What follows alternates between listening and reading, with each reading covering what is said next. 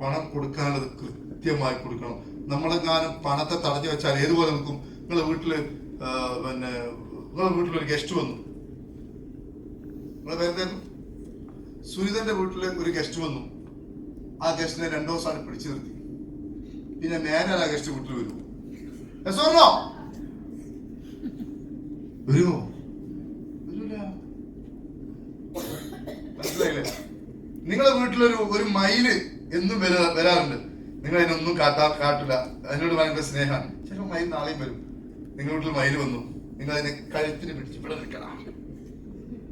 പിന്നെ ആ മയിൽ ആ ബൈക്ക് വരൂല. പണം ഒഴുകണം.